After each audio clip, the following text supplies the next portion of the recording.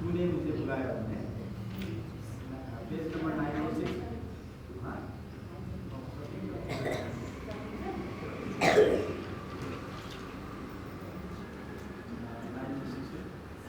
तूने मुझे बुलाया है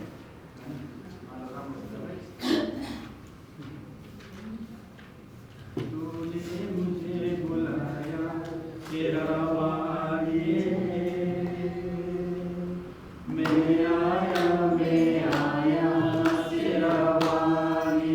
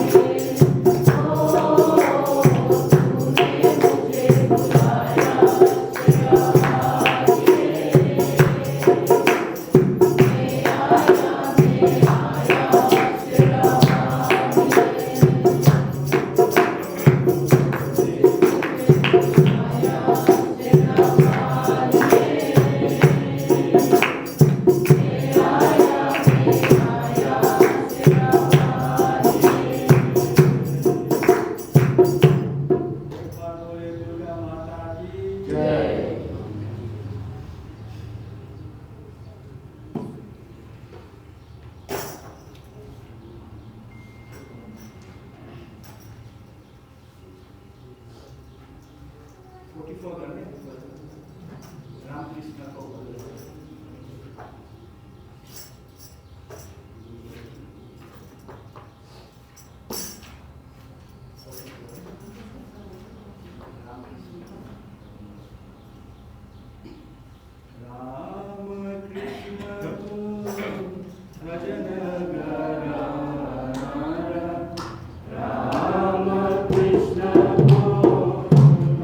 Krishna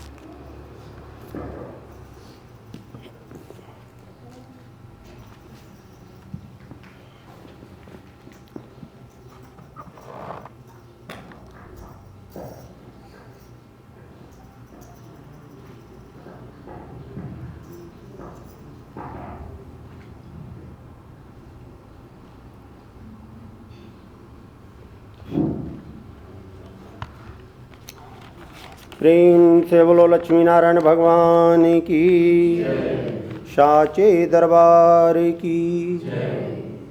वर्णानामर्थ संघानां रसानां छन्दसामपि मंगलानां च कर्तारो वन्दे वाणी विनायकौ।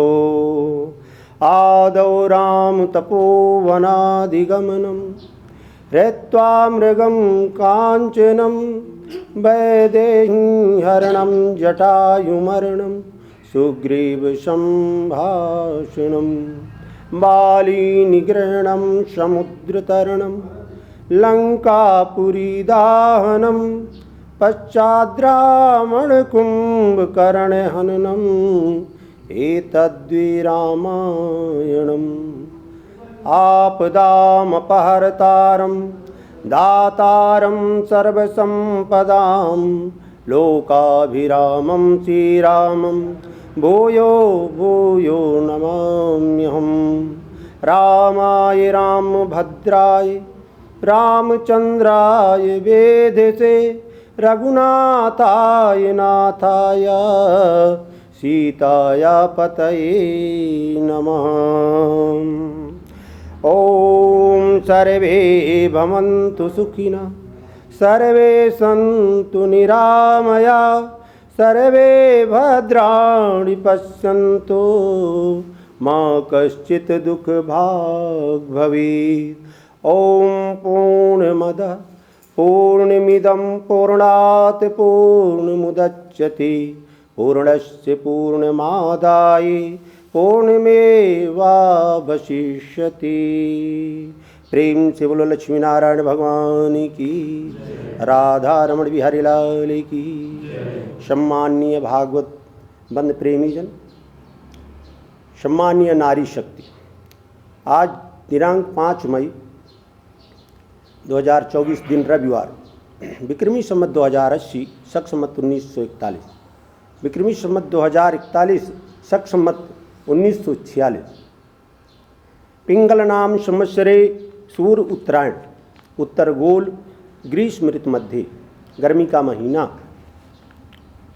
द्वादश्यानाम शुभ तिथौ वैशाख मास की द्वादशी तिथि, उत्तराषाढ़ा नक्षत्र, रविवार का दिन, प्रातः काल मंदिर प्रांगणे प्रार्थना और वंदन करते हुए हम भगवान से ही प्रार्थना करते हैं कि हमारे दोषों को दूर करते हुए हमें सतमार्ग की ओर अग्रसित करें, प्रेषित करें। प्रेम से बोलो लक्ष्मी नारायण भगवान की। पिछली बार हमने चर्चा किया था, भूतकाल से सदैव बुजुर्ग लोग यही बोलते हैं कि भूतकाल से शिक्षा लेनी चाहिए, जो बीत गया है। तो इसीलिए हम जो पिछली कथा है थोड़ा सा उसका अनुसरण करते हैं। पिछली बार जो हम लोगों ने चर्चा किया, 2 बातों पर विशेष ध्यान दिया। क्या? भजन याद है? एक भजन और दूसरा भोजन। हमें सदैव भजन करते रहना चाहिए, कभी भी कहीं भी चलते फिरते। और दूसरा, सही समय किसी भूखे को भोजन कराना चाहिए अगर अपने पास हो। ये 2 चीज़ों से मनुष्य को मुक्ति का मार्ग अवश्य मिलेगा। जैसा कि अभी मैंने प्रार्थना बंदन में कहा कि भगवान हमारे दोषों को दूर करते हुए सतमार्ग की ओर प्रेषित करें। दुख और दोष में अंतर है। क्रोध आना एक अलग बात है, लेकिन क्रोध एक दोष है। अगर ये दोष ही दूर हो जाए तो हमें दुख ही नहीं, फिर दुख काहे का। तो भगवान से हम यही प्रार्थना करें कि हमारे दोषों को दूर करें। जब दोष दूर हो जाएंगे तो हम अवश्य सतमार्ग की ओर अग्रसित होंगे। एक समय की बात है, नैमिषारण्य क्षेत्र में संतों का समागम लगा हुआ था। सारे ऋषि मुनि, श्रोतागण, वक्तागण, सुनने वाले, बोलने वाले सब बैठे हुए थे। कथा हो रही थी नारायण भगवान की। एक माता जी बैठी हुई थी।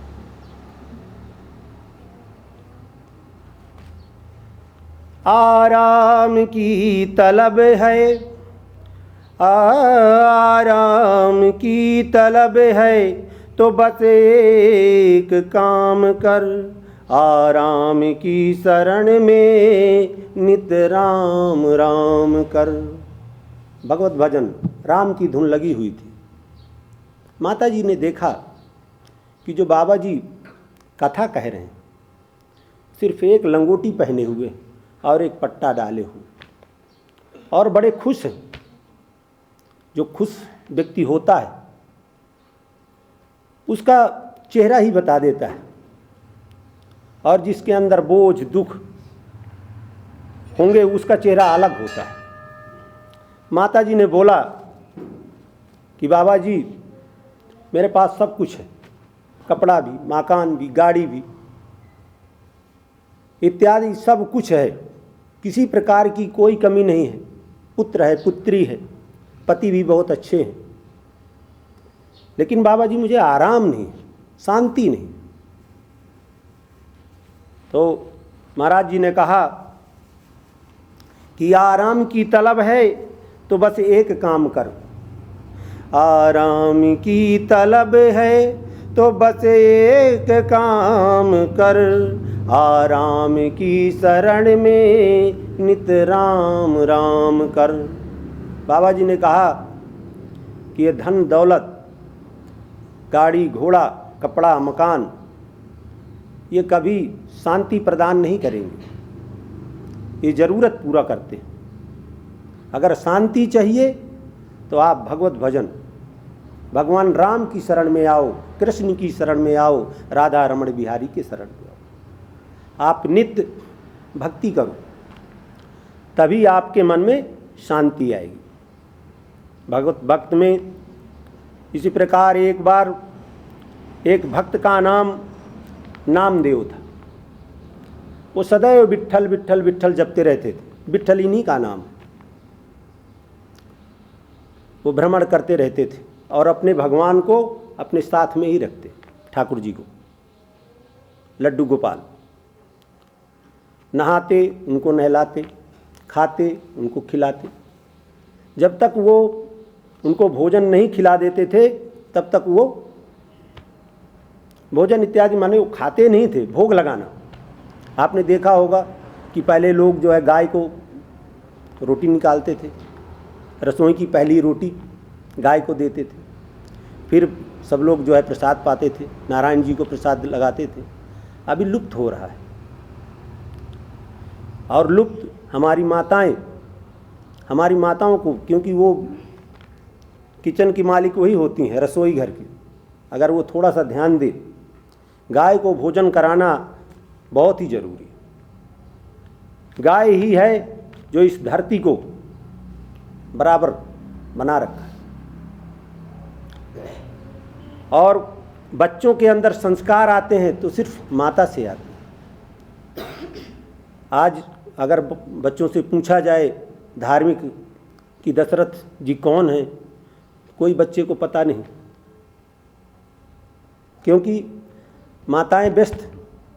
जब से ये फ़ोन आ गया है, अपने बच्चों को जब हम धार्मिक चीज़ें अपनी बताएंगे, जब हमारे धर्म के बारे में जागरूक होंगे बच्चे, तो संस्कार अपने आप आएंगे। और जब वो अच्छे संस्कारी होंगे तो हमें बुढ़ापे में हमारा ख्याल रखेंगे, हमारा ध्यान रखेंगे, वो कभी विचलित नहीं होंगे मार्ग से। तो बाबा एकनाथ जी भ्रमण करते हुए चले जा रहे थे। एक गांव में पहुँचे, तो जैसे गांव में गए, घुसने वाले ही थे तो एक चबूतरा था, वहाँ ढेर सारे लोग बैठे हुए थे। कुछ अच्छे भी थे, कुछ बुरे भी थे। हर जगह अच्छे भी होते हैं और बुरे भी होते हैं। तो स्वामी जी ने बोला कि महाराज हमें कोई ऐसा स्थान बताइए जहाँ हम अपने ठाकुर बाबा को भोजन बना के प्रसाद खिला सकें और एक रात रुके। तो जो अच्छे सज्जन व्यक्ति थे उन्होंने बोला ठीक है महाराज, स्थान है, आप वहाँ पे विराजिए। तो उसमें जो दुष्ट प्रवृत्ति के लोग थे उन्होंने बोला कि महाराज आपके लिए स्थान है। उस गांव में एक घर खाली पड़ा हुआ था और उस घर में प्रेत का वास रहता था। उसने कई आदमी को मार दिया था।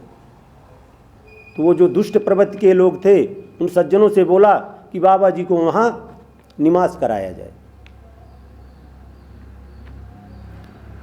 सज्जन लोगों ने बोला कि स्वामी जी हैं, इनको सही स्थान बताया जाए। बोला नहीं, अगर ये असली साधु होंगे, भगवान के भक्त होंगे तो इनको कुछ नहीं होगा, इनकी परीक्षा हो जाएगी। तो एकनाथ महाराज बड़े समृद्ध व्यक्ति थे, समर्पण की भावना एकमात्र उनके ठाकुर जी थे। वो और किसी चीज़ की और किसी वस्तु की कामना नहीं रखते थे, सिर्फ अपनी स्नान ध्यान करके और ठाकुर जी की सेवा में लगे रहते थे। कहीं थोड़ा बहुत मिल गया और अपने से भोजन बनाते और बाबा जी को भोग लगाते और आराम से रहते। उनको स्थान बताया दुष्ट लोगों ने और उस घर में एकनाथ जी गए, टिक्कस लगाया, खाना बनाया और जैसे ही शाम का वक्त था, भोजन भोग लगाया तो वो प्रेत आया, लंबा 8-10 फुट का। उन्हीं की तरफ जैसे ही आ रहा था तो कहते हैं कि समर्पण की जब भावना हो, सिर्फ एक भगवान ही हो, उसका कोई कुछ नहीं बिगाड़ सकता। एकनाथ जी ने देखा कि मेरे राघव आ गए, मेरे ठाकुर जी आ गए। एकनाथ जी उठे और वो भी 4 कदम उस प्रेत की ओर बढ़े उसका स्वागत करने के लिए। जैसे प्रेत उनकी तरफ बढ़ा खाने के लिए तो भगवान सोचे कि ये तो अनर्थ हो जाएगा। भगवान उसके शरीर से प्रकट हुए और उसको मार दिया और भोग ग्रहण किया। तो ये समर्पण की भावना है। अगर हम समर्पण भक्ति करते हैं तो हमारे मन में शांति मिलेगी और भगवत प्राप्ति जो है शीघ्र मिल जाएगी।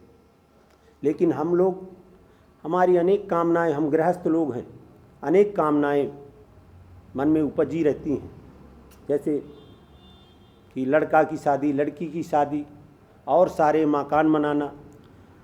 लेकिन इतना होते हुए भी हम जहाँ तहाँ भगवान भक्ति में लीन रहें, भगवान का स्मरण करते रहें। गृहस्थ जीवन, जैसे पहले बताया गया था कि गृहस्थ जीवन, भगवान कृष्ण ने गीता में कहा कि सबसे उत्तम जीवन गृहस्थ जीवन है। जो व्यक्ति सतमार्ग में चलते हुए अपने से बड़े और छोटे का सम्मान करते हुए, माता पिता का, गुरुजनों का सम्मान करते हुए और भगवान नाम संकीर्तन करता हुआ अपने जीवन को सुलभ की ओर ले जाता है, वो मेरे को अत्यंत प्रिय है। योगी मुनि तो क्या, ऋषि मुनि के पास क्या है, सिर्फ एक ही काम है, उनके भाई बांधो नहीं, उन्हें किसी प्रकार की चिंता नहीं है, सिर्फ भगवान भजन ही करना है। लेकिन आपको ज्ञात होगा कि जब सृष्टि की रचना किसने करवाई, भगवान ने करवाया कि ब्रह्मा जी आप सृष्टि की रचना कीजिए। तो अगर गृहस्थ जीवन सृष्टि की रचना नहीं करेगा तो कैसे होगा, ये संसार लुप्त हो जाएगी। तो भगवान कृष्ण ने यही कहा गीता में कि जो गृहस्थ जीवन है वो सबसे उत्तम जीवन है। लेकिन इस उत्तम जीवन तब है जब हम सत्यमार्ग पर चलते हुए अपने बड़े छोटे माता पिता गुरुजनों का सम्मान करते हुए अदृष्ट कार्यों को छोड़कर भगवत भक्ति जो समय बचता है उसमें लगाएं। तो जैसे बताया कि दोष और दुख ये दुखालय है। यहाँ हमें सुख की कामना अगर हम करेंगे तो ये संभव नहीं है। या सुख दुख विधि का विधान है, आएगा और जाएगा। तो हमें स्वीकार करना है। जिसने ये सीख लिया, ये तो चक्र है, जैसे सुदर्शन चक्र घूमता रहता है दाहिने से बाईं की ओर, तो उसमें 24 तीलियां लगी हुई हैं, वो तीलियां हर बार वही आती है। तो उसी तरह सुख और दुख भी चलता है, कभी आपके जीवन में सुख आएगा, कभी दुख आएगा। तो इसको हमें स्वीकार करते हुए और भगवत भजन करना है। तो कथा को यहीं पर विश्राम करते हैं। कथा का आश्रय ये है कि हमें समर्पण की भावना रखें। ये जो कामनाएं मनुष्य की कभी पूरी नहीं होती, तो हमें जब भी जो समय बचता है भगवान को अपनी कामनाओं का परित्याग करके घंटे, 2 घंटे, 10 मिनट, 5 मिनट सद्विधि से, बिल्कुल शांति मन से, शांताकारं भुजगशयनं पद्मनाभं सुरेश्वरं विश्वाधारं गगनसदृशं मेघवर्णं शुभांगं लक्ष्मीकान्तं कमलनयनं योगिविरजानगम्यं वन्दे विष्णुं भयहरणं सर्वलोकैकनाथं। शांताकारं, जिसकी आकृति, जिसका स्वरूप अतिशय शांत है, भगवान विष्णु जी का, ये भगवान विष्णु जी की स्तुति है। जिसकी आकृति अतिशय शांत है, शांताकारम भुजग शयनम, जो शेषनाग की शैया पर विराजमान है। जब हम ध्यान करते हैं, जो भी समय हमारे 1 मिनट 2 मिनट बचता है, तो हम उस प्रभु को, जिसकी आकृति अतिशय शांत है, भुजग शयनम, जो शेषनाग की शैया पर विराजमान रहते हैं, शांताकारम भुजग शयनम पद्मनाभम सुरेशम, जो कमल के फूल में सुशोभित है, विश्वाधारम, जो विश्व के, संसार के पूजनीय हैं, जो विश्व को धारण किए हुए हैं, उस भगवान को हम शांति मन से अगर स्मरण करते हैं तो वो हमें क्या देता है? हमारे मन को शांत करता है। अच्छे बुरे गलत ये सब नतीजों की समझ शक्ति रखता है। जब कोई कार्य होगा तो अगर भगवान हमारे ऊपर वो होगा, अपनी प्रेरणा रखे होगा, तो जैसे हम गलत कार्य करेंगे भगवान हमें जरूर वहाँ पे एक बार स्थगित करेगा, रुको। तो हमें भक्ति मार्ग से सदैव जुड़े रहना है, तभी हमारे संस्कार और हमारा जीवन सफल होगा। प्रेम से बोलो सियावर रामचंद्र की जय, राधा रमण बिहारी लाल की, माता जगत जननी की। अभी एक भजन हो।